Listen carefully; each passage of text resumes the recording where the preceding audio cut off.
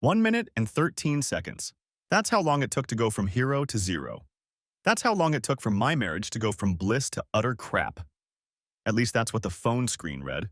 113. I looked at my friends, Brad and Julie Carmody. Julie's look expressed guilt, remorse, and pity. Brad's look expressed utter shock. They say that people's mouths sag, and his lower jaw was exactly that. As he struggled to say something, anything at all, I made a decision. I have to go, I said and turned away, suddenly embarrassed beyond belief. Oh, no, you don't, Julie shouted back at me. You're not going anywhere without us. We're not leaving you alone right now. Next chapter. Brad and Julie had been good friends for the past 2 years. Brad even longer than that. I'd known Brad since high school. He, like me, played football for his high school. Then we ended up at Central Michigan together. But we played basketball as players. I made it to halfway through my sophomore year when I ran out of money. I realized college wasn't for me, so I dropped out and moved back to our small town. I then got a job with the Department of Public Works and decided to get an associate's degree at the local community college. Brad completed the 2-year degree in almost 3 years. After I left, we kept in touch and he came to visit us for vacations. Christy worked as a cocktail server for a friend of mine. A friend because he owned a bar in suburban Detroit, and I spent a fair amount of money there. Jimmy owned the Burning Barn, a great little bar that had a stage and live entertainment 5 nights a week. Except for a bottom tooth sticking out a little to the side, Christy was a goddess in every way, and her smile made her even cuter. I called it her chubby smile, and combined with the cute wrinkles at the corners of her mouth, it was simply intoxicating. Despite her effect on me, I stayed away from her. I knew the owner and the rest of the staff and spent many evenings sitting behind the bar just chatting and getting to know them. Christy was usually one of the 2 servers on duty, and Jimmy loved it. Service was slow enough to keep the amount of drinks down and reduce the likelihood of drunken scuffles. I wasn't looking for love. I'd already had it, sort of, in high school. For the last 3 years before graduation, Stacy and I hadn't broken up. She'd told me so since our first date, but I'd always assumed we had something special. But after graduation, Stacy bought a new car, a gift from her parents, and found a summer job before heading off to the University of Wisconsin. We both decided to end the relationship so neither of us would be hurt by the other, but hoped to remain friends. No, I was at the bar to hunt. I had my own worries in college, too. I knew that sooner or later I would meet a girl I wanted to settle down with. So now or never, I had to sow all those wild oats. There were plenty of oats. Every once in a while, I'd drop in on some pretty girl. Sometimes I would sit at the bar and wait for an unlucky girl to come up to me. Over the course of the evening, many of them would get unlucky and come up to me. My success rate was over 50%, so I guess I had a right to gloat. A year after I started hanging out there, I stopped for gas at a late-night gas station after the bar closed. As I was finishing filling up, Christy pulled up. We chatted for a few minutes. Honestly, I was the one chatting because she was busy flirting. Because of the cold fall temperatures, we decided to stop for a drink of water and some air, so I hopped in the car with her. We talked for a bit, and then she seemed to get concerned. "Why don't you ever come near me?" she asked bluntly. "Well," I muttered, "probably because you work for Jimmy, and I'm not here to cause trouble." "Okay," she said, stretching her words, like she wasn't sure of my answer. "How about you take me out to dinner Friday night? Jimmy doesn't own my free time, and I promise I won't bite." There goes that damned smile. I'd probably cancel my vacation to ask her out. Sitting so close to her, even in the morning darkness, I could see a lot of good reasons to ask her out. Christy turned out to be more petite than I had anticipated. After dinner that first Friday night, Christy wanted to go out. She spared no words, although she didn't say, "Let's go out and have fun." We headed to my apartment and got right down to business. At the bar the next 3 times I was there, instead of seeking me out, she tried her best to avoid me. Finally, I cornered her as she was coming out of the restroom. "What the hell, Christy?" I asked her. "What did I do to make you treat me like shit?" "Me?" she replied sanctimoniously. "I didn't think you liked me." She wasn't looking at my eyes, but at my crotch. I can tell when I'm not wanted. "Jesus," I looked at her like she was crazy. "That has nothing to do with it. I wanted to get to know you better, not all that superficial shit we talk about at dinner. Maybe just relax, you know?"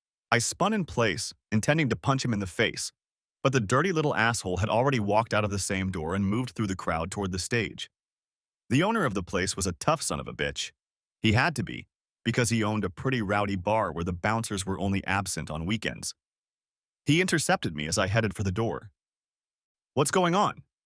he asked, but I think he knew. "I have to go," was all I said as I tried to step around his huge figure. "Relax, Joey," he said, putting a calm, friendly hand on my shoulder. "You don't need to leave like this in a semi-fainting state." "Don't worry about it," I said, raising my eyes to his. "I only had one drink." He was looking over my shoulder at something or someone.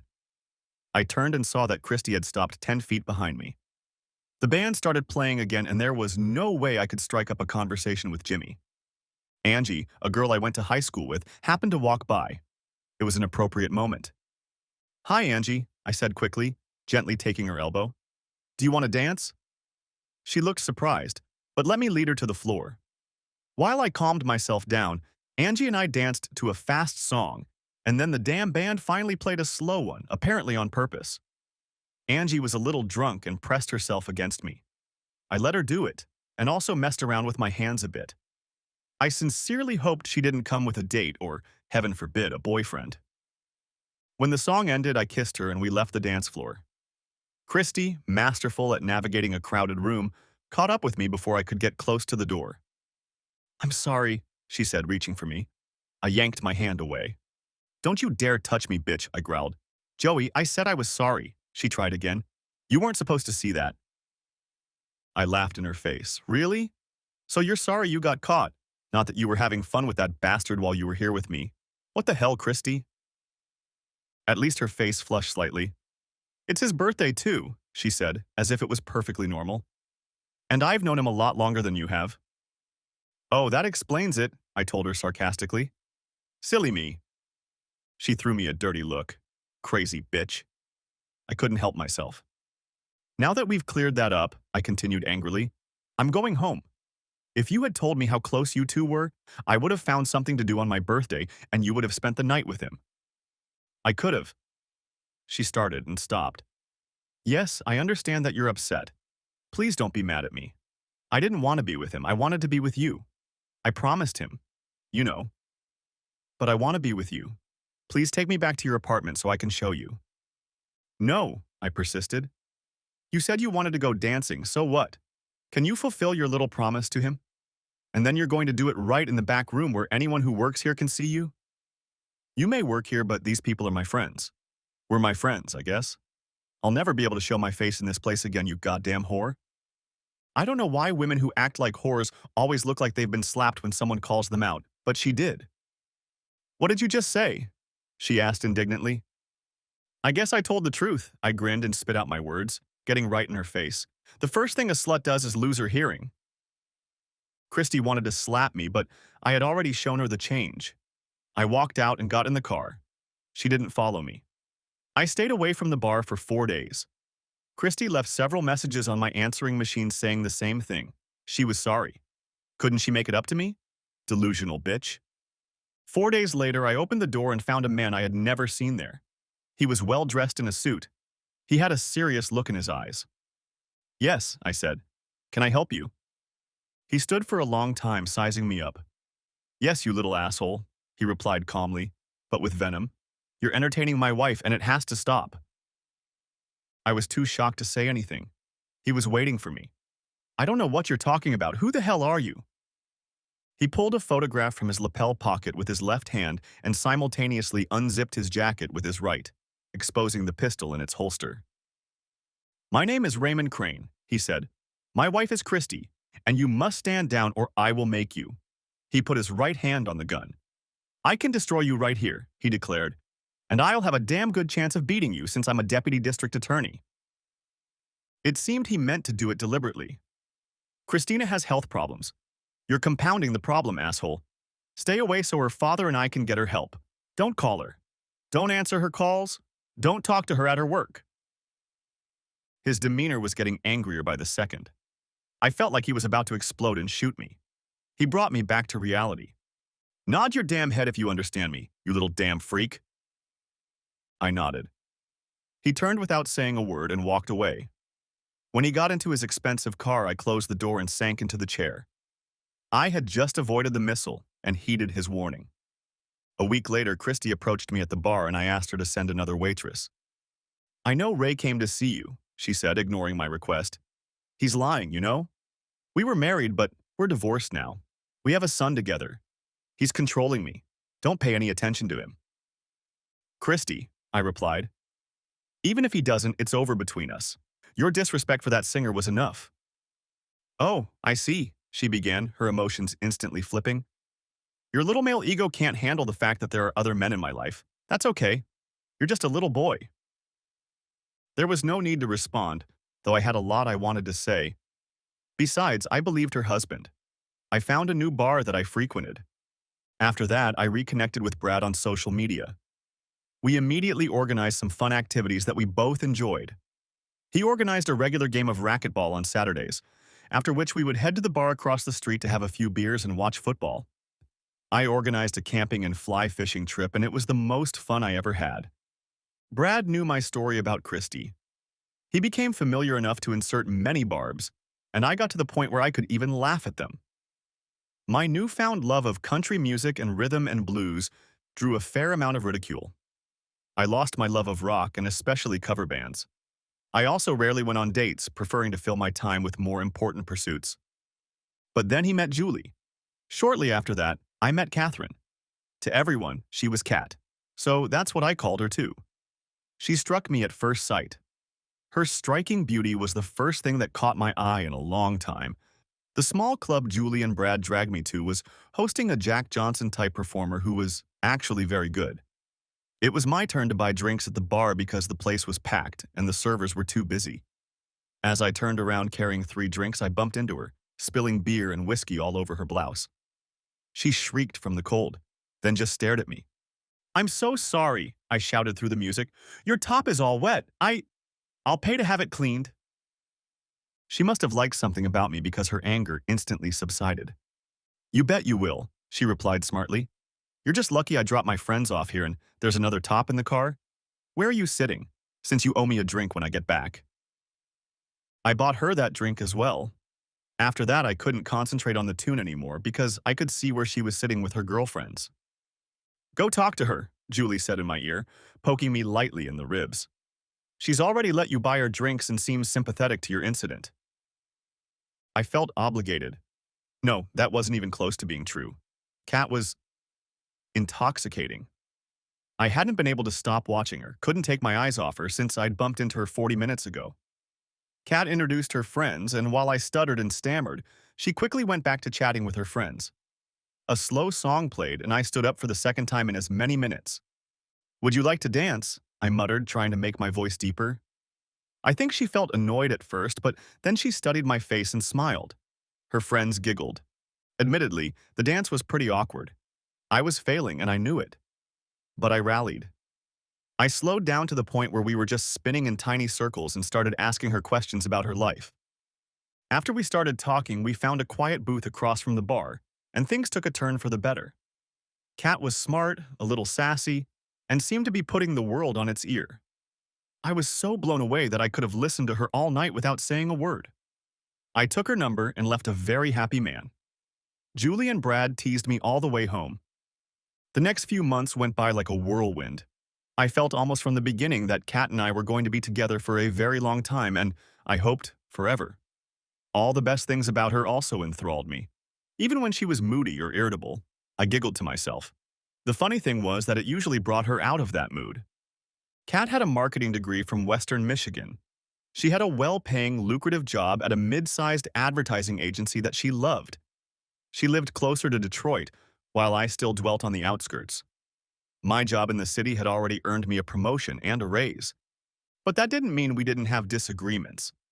As much as Kat was businesslike at work, she was a free bird in her personal life. I can't say she was self-centered because I never saw her as malicious.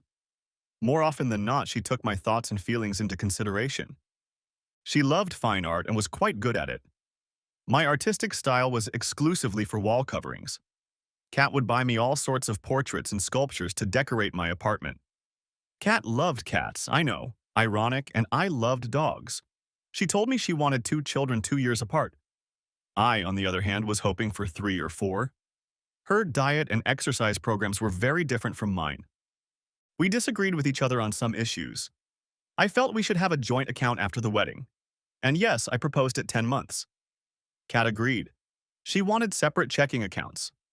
We came to a compromise that we would have 2 separate joint accounts, one for household bills and one for vacation travel.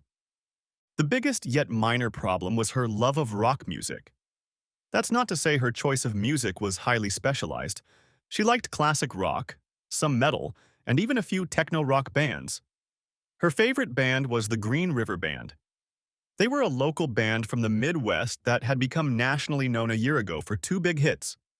Whenever she talked about what they had to overcome in their climb to the top, I reminded her of Bob Seger, Ted Nugent, and even Eminem. It always ended in a stalemate. She knew my history with Christy and often pestered me to boycott rock and roll just because of that one incident. I always answered the same thing. I don't know why.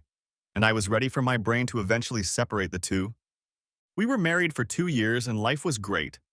Honestly, I couldn't imagine what could be better. A few times a week we went out with Brad and Julie.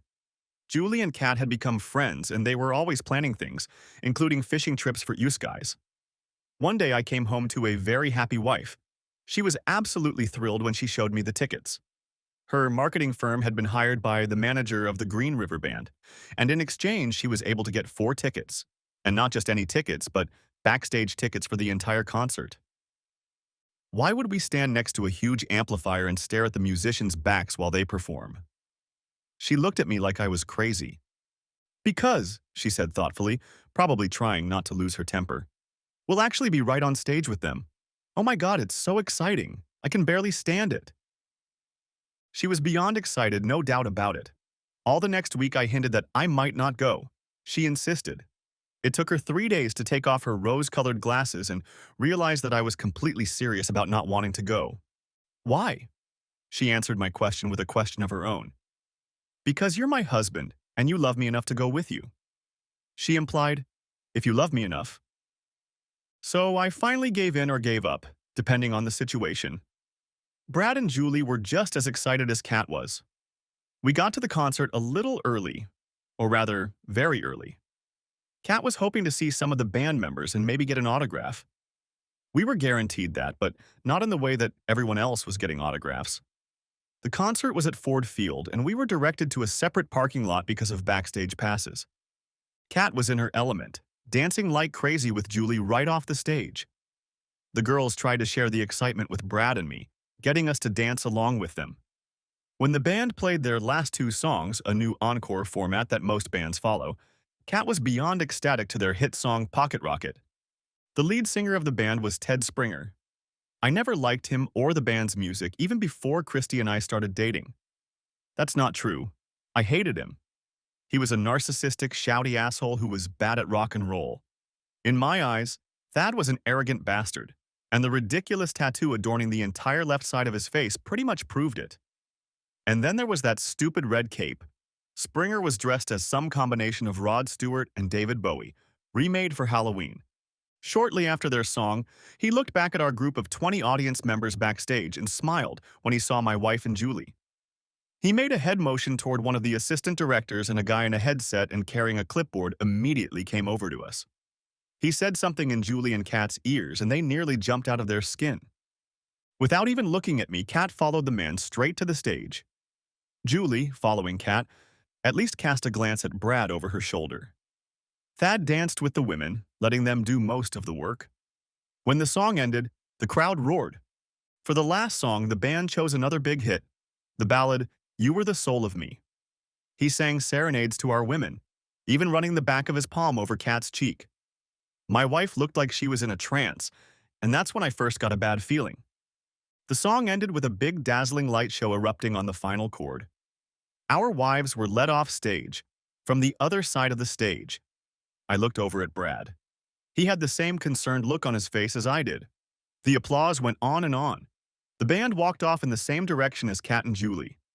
At that moment, the lights came on in the hall. We were all standing behind a small barrier. I figured it was to keep us out of sight of the many cameras that were recording what was going on. I stepped forward, and one of the guards noticed me. "Hey, you can't go out there," he ordered. "One of the concierges will escort you back the way you came in." "My wife was in there," I told him. "She and my friend's wife were escorted out the same way." I pointed to the stage. "Where should we go to wait for them?" The pitying looks we both received only added to my unease. "There's a door over there to exit the stage," he pointed to the opposite side of the arena, near the spot that resembled the tunnel our football team used at halftime. Brad and I made our way through the auditorium, resisting the flow of the crowd like fish swimming through the current. By the time we were on the other side of the stadium, most people had already left. Every once in a while, I would walk back down the aisle to get a grip on some landmark. After several failed attempts, we finally stumbled upon a security officer who led us through the aisle, up the stairs to the field, and past a gate that we would never have known about if not for his directions. Half an hour after our wives left the stage, we found ourselves in a concrete tunnel, waiting for them and wondering if we had missed them in the commotion. Neither of the women were answering their phones, so Brad and I did the only logical thing: we stayed put. We watched anxiously and tensely as the exit with the two doors closed. Several people, mostly women, exited through those doors, and when we asked, they confirmed they were part of the band's entourage or photo shoot. Finally, after another 45 minutes, the door opened again, and this time Julie came out of it. Brad looked both very angry and relieved at the same time. It was probably those feelings that made him freeze in place instead of moving into his wife's arms. After all, she was the one who had initiated this contact. "Where's Kat?" There was no emotion in my voice. I was too exhausted to show emotion. That would come later. Brad looked at Julie and Julie looked at me. The look on her face told me too much without revealing any details. "She left?" The pause between those two simple words caused a lump in her throat that almost made her want to expel the demon or swallow it back. It felt like she was going to throw up. "She left you a message," Julie said, pulling her phone, Kat's phone, out of her little clutch and holding it out to me. Brad suddenly found his voice. "What do you mean she's gone?" he asked incredulously. "She was with you." Fear appeared on Julie's face. She already knew she would have to explain this to Brad and me. Far more concerning to her was the question of how to tell her husband. "I tried," she told Brad. Then turning to me, "I tried." By then I had already opened my wife's cell phone. "What am I supposed to be looking for?" I asked insistently. Insistently, I asked her. Insistently, I asked her. Perhaps there was still time to stop what was happening. Julie advised me to look at the latest video on her camera. I found it and pressed the play button. "I'm making this video," she began, "because I don't have time to tell you everything in person. I'm sorry, but this is only part of the truth. I'm afraid to do it this way." She paused but regained her determined look. "The band has asked me, Tada, to go with them on the rest of their Midwest tour. That's 4 more concerts. Joey, I have to do it. I want to do it. I'll never get another chance like this. This is a once-in-a-lifetime opportunity. I know what I look like. I know we're married and that our marriage could suffer. I think I know what you'll be thinking about while I'm gone too. Please don't dwell on it. I can't explain it all now, but I'll be home in 2 weeks, give or take a day, and I'll explain it all to you then, I promise. I gave Julie my rings because I love you and I want you to put them back on my finger when I get back. I also promise I'll never do anything like that again. I love you. I know you're looking and wondering if it's a lie, but it's not. I'll be ready to prove it to you." Someone knocked on the door, presumably a small closet-like room, and she said louder, "I'll be right there." She turned to the camera again. "I love you, Joey. Please don't worry, everything will be fine. I'll see you in a few weeks." The video stopped. I looked at the screen in utter shock. The time was showing 1:13. 1 minute and 13 seconds to ruin everything I thought we had. Next chapter. Brad and Julie got me home safely, as promised. Over a few beers, they chatted nonstop about Kat and the concert, but it didn't help. "Can we change the subject, please?" I asked sourly. They tried, and so did I, but the result was only silence. The concert and my wife's incredible acrimony was all we could think about. Afterward, I told them they could go home and I was going to bed, since the next day was a work day. and that was good. I needed the distraction, and it had been a busy day. That night, at almost 6 o'clock, my sister walked into my apartment. I talked to her over dinner and explained what had happened. Elena was my big sister and the guiding force in my life. I knew she would give me perspective and give me something to think about. Unexpectedly, Stacy, my high school friend, walked in behind her. Elena had befriended Stacy back in high school when we were dating, and they remained friends after college. They bought some gourmet sandwiches from a little store we frequented. "What are you thinking of doing?" Elena asked after I told her the details of the night before and showed her the videotape. "I honestly don't know," I shrugged. "If I had to make a decision right now, it would be divorce." Elena and Stacy nodded slowly. I could tell by the look on their faces that they agreed with me. But then Elena surprised me. "Well, let's break it down," she said like a mother. "Let's start with the fact that Kat didn't plan this in advance." "Wait," I interrupted. "I don't know that for sure. She plans everything. She's an organizer in general. She got the tickets because of her job, and while it looks legit on the surface, I'm not sure she didn't plan to go backstage." "Yeah," she thought, but neither she nor Julie had any idea that Thad Springer was going to drag them on stage. I had to agree. Then I thought about what might follow. I'm more concerned that she might have backed out. Instead, she jumped at the chance, forgetting about her marriage. "I don't know either, Joey," she said hesitantly. "She was thinking about you and her marriage in the video she made, clearly trying to minimize the damage, but still aware of it." I thought about how to refute that, and then the silence was filled by Stacy finally speaking. "If she thought she could assuage your hurt feelings," she paused, "by putting you in front of the fact, well, maybe—" She fell silent. There was a long silence while we all pondered. Finally, I spoke up. "Yeah, never mind," I began. "She's gone. She's off on her great adventure, which no doubt includes entertaining that nasty bastard, Thad Springer, for 2 weeks. I don't see any way to forget it." Elena stood up and poured us all a drink. Apparently, they'd gone to the liquor store, too. She set a whiskey and Coke in front of me and asked, "Not to be rude, but can you tell me what goes through a guy's mind when he cheats? I mean, the act of cheating itself, how it goes through your mind. Is the woman who is supposed to belong to you somehow tainted or dirty?" "In a way," I answered easily. "I suppose my imagination works just like any other guy or woman's. There's also the anatomy and the fact that he ejaculates into her. But to me, it's more of a violation of her vows. She made a promise when we got married." I was uncomfortable having this conversation in the presence of my ex. I guessed she reciprocated because she blushed. "The fact that she was doing it with another man is the deciding factor for you. That's for sure," Elena said. Stacy seemed eager to speak up. "But it's not just some other guy, it's that entertaining Springer, right?" "Again, whatever," I said. "Some random guy or Springer. In fact, it could be worse." "Because he's a celebrity?" Stacy was fishing. "I mean, as she said, the opportunity of a lifetime." "Not for me," I replied. "Let's say he's really good, which is likely, considering what a celebrity he is. How can any husband compete with her memories? I don't really like the idea of spending the rest of my life having fun with just one man who's almost always thinking about what she did to that asshole." That made Stacy cringe. Apparently, the male point of view gave her a lot to think about. "One more thing," Elena interjected. "How about getting even?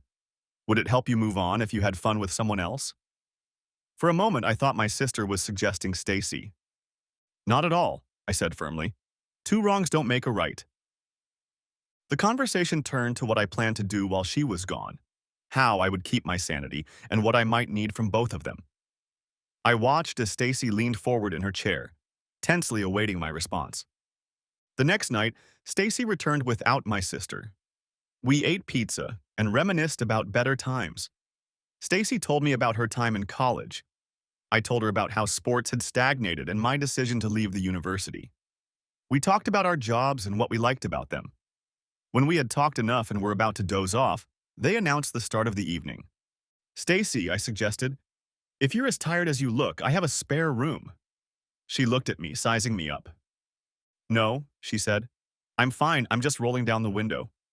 She grinned, seemingly proud that she'd managed to contain herself. "Can I come over tomorrow night?" she asked, gathering her purse. "Or maybe we could go to a movie." We ended up going to the movies. The next night was Friday, and I took her to the Italian restaurant where we had our first date. Afterward, we walked hand in hand along the river. As I was dropping her off at her house, I leaned over to kiss her and she didn't bother to stop me. Sunday was the first day I didn't see anyone. Brad and Julie called to check on me, but we ended up discussing the day's football schedule, the surprise winners, and how our fantasy players had performed. Julie told me she was glad I wasn't sulking over alcohol. Stacy and I resumed our meetings on Tuesdays and every other day that week. We resumed a lot of the business we had left unfinished after the breakup. I didn't see Elena, although she called several times to check on me. I waited for Stacy to tell her what we were doing. 2 days before Kat was supposed to come home, at least that's what she said in the damn video, I got a call from Julie. Kat called her and told her to tell her that she was going to Boston for one last show and that Tad was paying for her airfare home. She said she would take an Uber from the airport. Also, because of this extra show, Kat would have to spend 6 more days on the road. I could feel Julie cringing on the phone trying to relay Kat's ridiculous statements. She wanted Julie to tell me that she loved me and couldn't wait to see me. For me, all thoughts of staying with Kat ended with that call. She didn't even have the courage to call me. Brad and Julie seemed so embarrassed by the whole situation that they distanced themselves from me immediately after that call. I knew I hadn't lost them as friends for long, just until Kat and I made a decision about our future. Stacy took matters into her own hands. 2 nights after that phone call, Stacy and I were sitting in my living room watching a romantic movie. When I moved closer to her, she became nervous. I still couldn't make up my mind. "Joey," she said affectionately. I know, and believe me, I feel it too. Over the past few weeks, my feelings for you have grown exponentially. Exponentially. But I'm not going to help you cheat. You may not even consider it cheating, but I can't do it. I'm falling in love with you all over again, and I want us to be together when all the dust settles. Can you understand that? I pulled her to me and leaned her head against my chest.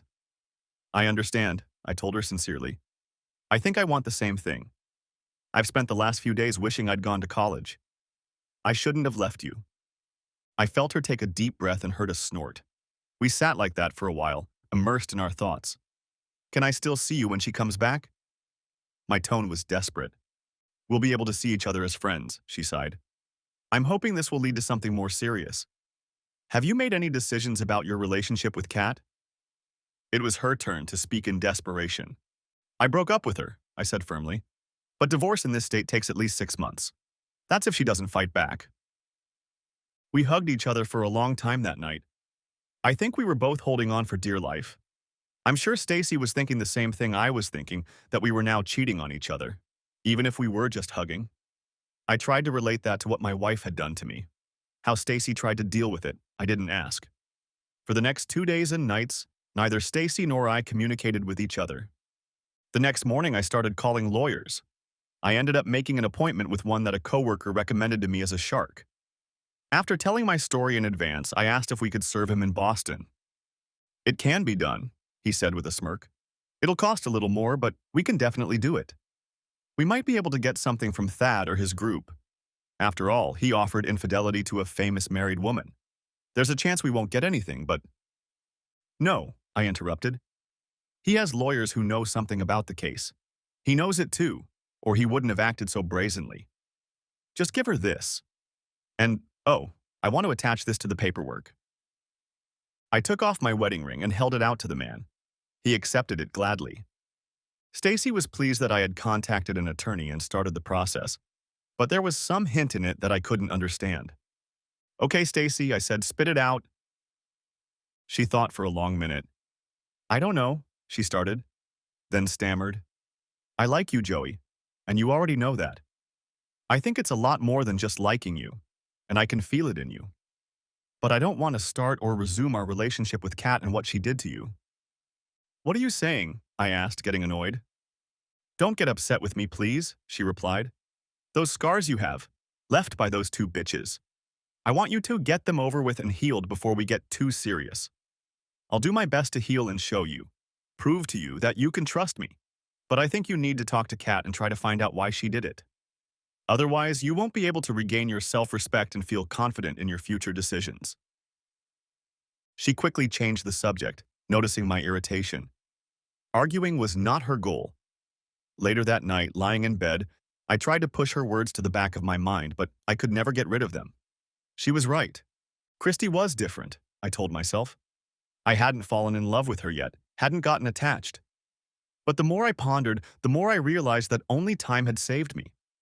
A few more months, and who knows? Maybe things would have been a lot worse. Kat was much harder to explain. I knew she was strong and impulsive. Those were qualities I loved about her, but turned against me, they became deadly.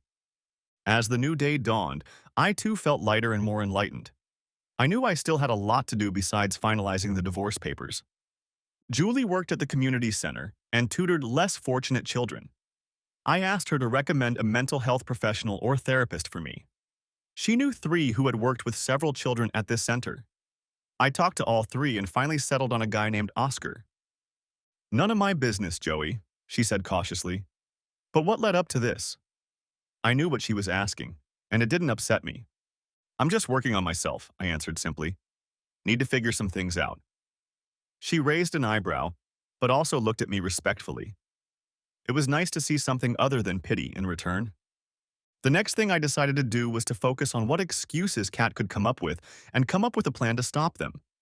It won't be for the sake of argument. If I want to find out what kind of woman she is, exactly what kind of woman, I'm going to need a means to cut through all this nonsense. After reflecting on her video and comparing her to Christy, as crazy as she is, I decided that her first line of defense would be fragile male ego. I made some notes in the journal I bought that day. When I got a little stuck, I called Stacy. "Well, you're halfway there," she exclaimed when I told her what I thought I was up against. I was surprised, I think mostly because I was finally getting some things about women right. "You're right about ego," she said. "For modern women, it's the first line of defense. Ancient women probably had one too." She chuckled and genuinely cheered up. "The female ego," she continued. "Well, we don't call it that. It's a desire or a need. Those are other things. How will you react if she pounces on you?" "I don't know," I said quietly. "I'm stumped. Come on, Joey," she interrupted. "Let's pretend I'm her." She tried to change her voice. "This was the chance of a lifetime," she scoffed.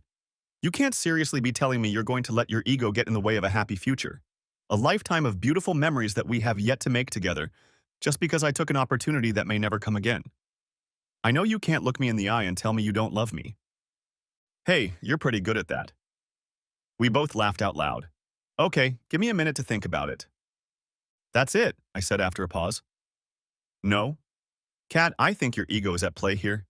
Your ego gave you permission to hurt me and break your promises, to go off with that nasty bastard. And you know what? His ego did too.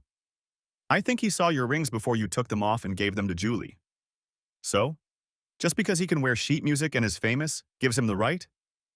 He and you have no problem destroying relationships and marriages? Not bad," she said more seriously.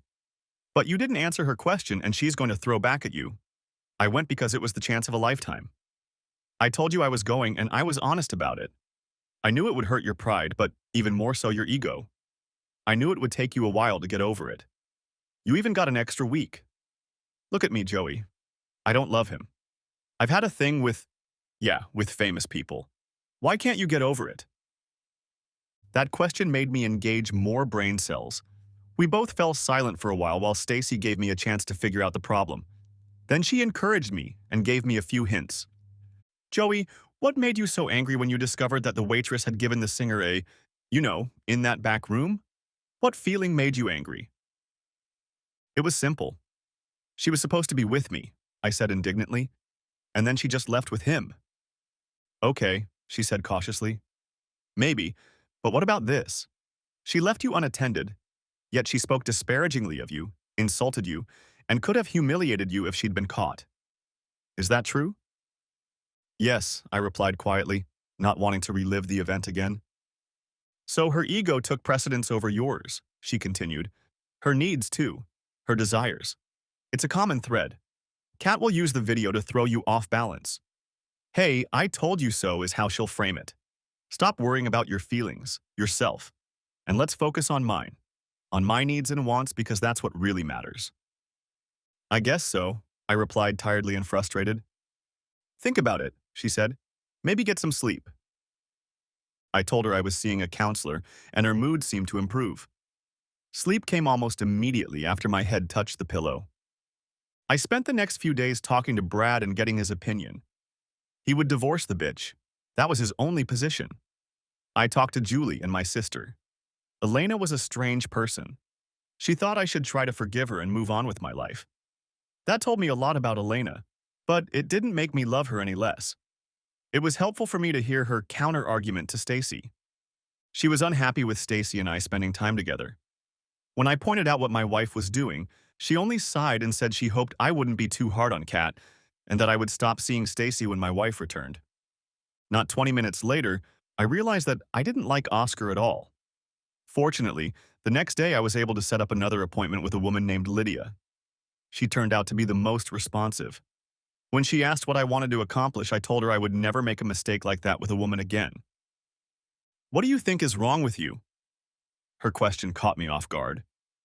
I I don't know," I replied, stammering. "Maybe I have some repressed problem from my childhood that manifests itself and causes me to be attracted to hurtful, self-centered women." "Ah," Lydia laughed hard. "Maybe it's just your mediator breaking down." And we both laughed. After that, I found it very easy to talk to Lydia. She encouraged me, but she didn't spare words either. In the end, it came down to asking the right questions as the relationship progressed, coming up with hypothetical situations and then playing the what-if game. If only I had known it was that simple. It made me feel so much better. A call to my attorney confirmed that they were ready to serve her with a subpoena right before the concert in Boston. The people at the apartment office weren't too happy that we had terminated our lease early, but I didn't care. I started boxing up our belongings, hers and mine, to make the process easier. Stacy and I role-played a few more times over the phone. The night before Kat was due back, I knew she had already gotten a summons. Stacy and I talked on the phone for 4.5 hours. Most of that time, we talked about the future, not my soon-to-be ex-wife. I slept, with hope for the future. Strangely, I felt so good, like my future was bright with or without Stacy. I wasn't going to rush things with her. There was no way I wanted to go through something like that again. When I got home from work, Kat was sitting at the kitchen table. She had half a glass of red wine in her hands and an empty bottle next to her. She just stared at me without saying a word. "Look who made it home." I couldn't help myself. All the rage came back in an instant. Nothing could have prepared me for seeing her there. "How could you do that?" she asked, twisting her words slightly. "Funny," I replied quickly. "That should have been my question." She tried to speak through me. "It's not going to happen tonight," I stated, raising my hand. "You're drunk or halfway there. You probably feel about the same as I did in the early days. I'm not getting the answers I need right now. We'll talk tomorrow if you sober up. You need to start thinking about where you're going to live." I headed for the stairs to change into something comfortable. Her condition I hadn't expected, though I should have. Dinner was waiting for me at the pub, I decided. I wasn't going to listen to her poor me ramblings. When I got back at 11, Kat was asleep in our bed, the former bed. I went to the spare room and started getting ready for bed. I got everything ready for Kat's arrival. Then I texted Stacy, "Good night." She replied, wanting to know how it went, but I didn't feel like talking about it. Especially didn't feel like typing. I told her we'd discuss it the next time we met. At that moment, I was haunted by the thought of whether or not I needed another relationship. It wasn't that Stacy wasn't attractive enough. She was, but I knew what was in store for Kat and me. The next night, Kat was a completely different person. I had already been alerted to the fact that she was talking to Julie. Brad had told me about it. Elena also called and berated me about the divorce papers. I told her to shut up. My marriage was over and I wasn't going to change my mind. My favorite dinner was on the table, and Kat looked like she'd been not only cooking all day, but cleaning the house as well. She was dressed in her favorite tight top and jeans. Again, no words except hi. I examined the meatloaf. Kat made a sour face. "No, I didn't poison it," she snorted, though it had crossed my mind. "Sit down," I commanded. She wasn't used to me talking to her like that. I think she went to the fridge to get me a beer just out of spite. "Now I'm not drunk," she said as I tentatively tasted my food. "But my question remains the same." "As I understand it," I began, remembering what she'd asked the night before. "Our marriage has broken up, but I have questions, and I think you at least owe me an explanation." "Can we not start with that?" She wasn't begging. She was pleading. I know you have questions. I'll answer them all, completely and honestly. I don't want a divorce. I want to talk things out, to understand your feelings and what we need to do to move forward. I didn't answer or respond to anything. After a long pause, setting my fork aside, I started again. What could you have been thinking about going with them? It was pretty simple. As I said in my video, she answered without hesitation, clearly prepared for the question. It was the opportunity of a lifetime. I didn't think about exactly what it was, I just had to do it. It was a wonderful experience and now it's over. I even got to use some of my marketing skills, which was unexpected. Yeah, I spat. Was that before or after you spent time on your back in his bed? She ignored the remark. Joey, she continued, reliving her amusement again. When Julie and I were on the other side of the stage, there were several women with us. As I said, I was one of 6 invited to continue touring with them. As you probably know, there were 4 concerts in the first 10 days. At each concert, new female fans joined the band and others left. There were 6 in Cleveland and 10 in Ann Arbor. I didn't keep track after that, but we were busy. I grinned sarcastically. She wasn't going to hold back. We did social media posts most of the day. On those nights when there were no shows, we accompanied the band to social events, pre-scheduled performances at nightclubs and high-end restaurants. During the day, we visited venues booked by the band's management. One day, we visited the Cleveland Zoo. We posed a lot and took hundreds of photos for various fan pages. Before the 3rd concert, I told Thad about my marketing degree and some ideas on how to improve his visibility during these shows, how to improve his recognition and image. I told him about how to organize live broadcasts at these events that would look like they were happening from a fan's point of view. He put me in touch with the band manager, who put me in touch with the marketing team, and that's why I stayed for 9 days. Great, I spat.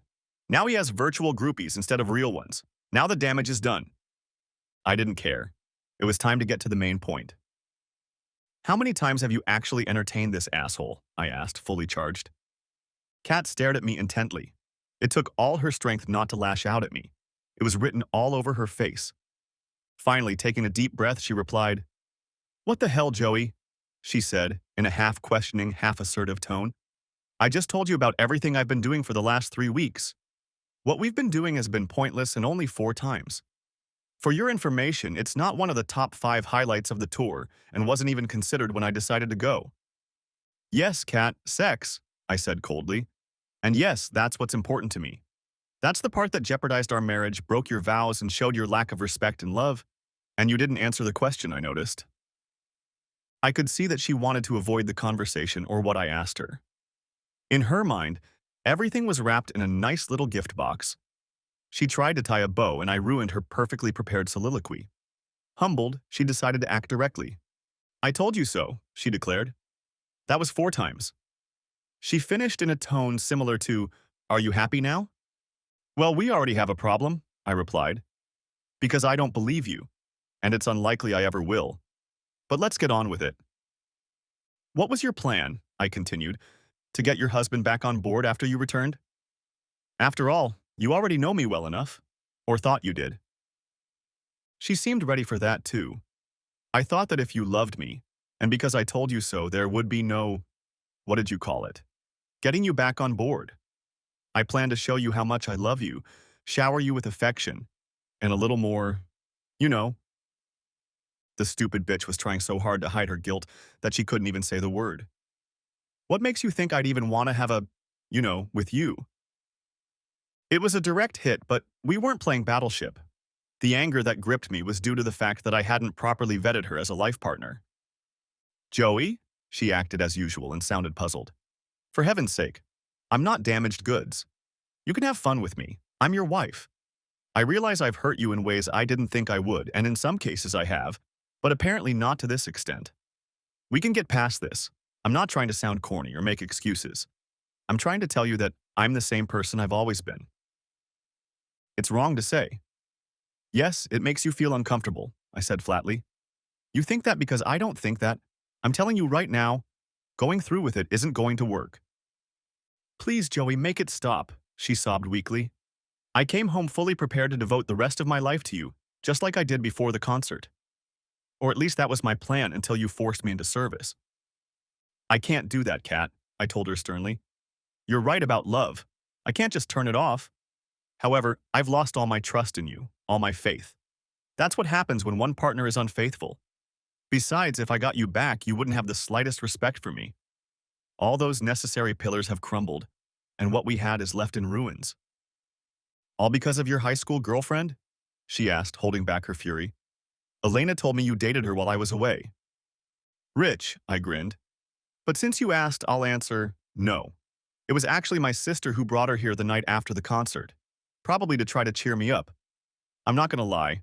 We may have something in our future, but we both agree that I have to decide what to do with this relationship first. Then it's about her, Kat replied with a low growl. She's waiting in the wings. How noble of her. Be honest. If you hadn't reunited with her, you wouldn't even be thinking about divorce. My mood lifted dramatically. There was a long pause while I tried to regain steady breathing. It also gave me time to realize that her weak arguments were meant to distract from her actions. Kat, I said softly and evenly, listen to me. You gutted me the moment you decided to leave with the group. Gutted me, do you understand? Even if I had decided in those 3 weeks to stay and try to work things out, things would never have been the same between us again. The sex you had with them gave me goosebumps, I continued. But honestly, that's the least of our problems once I was able to think rationally. You helped with that, by the way, by staying with them for an extra week.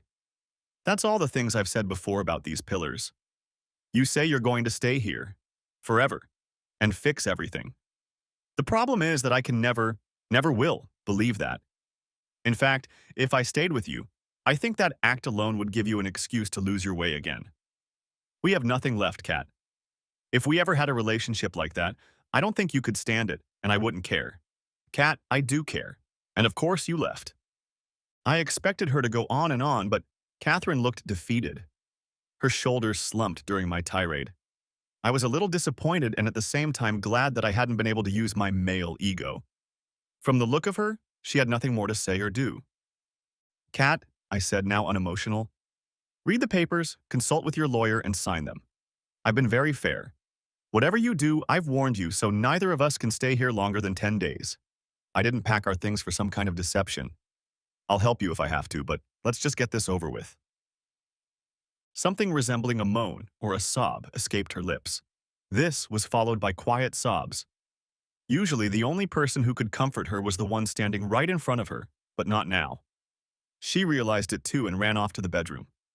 2 nights later, when I got home, there was no dinner. Just Kat and an almost empty house. I'm sorry, Joey, she said seriously. I'm sorry for everything. There's no hope for us, is there? It was a strange question to which I knew she knew the answer. No, Kat.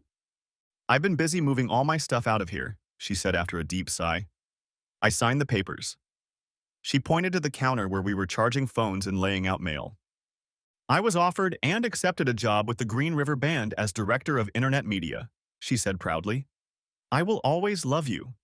I know you believe you're doing what's best for you, maybe for us, and maybe you are. I wanted to tell you this face to face like I should have at the concert. I'm leaving tonight and spending the night at your sister's. I hope you find what you're looking for and have an amazing life. Same to you, Kat, I said as she hugged me. It was our last hug. Next chapter.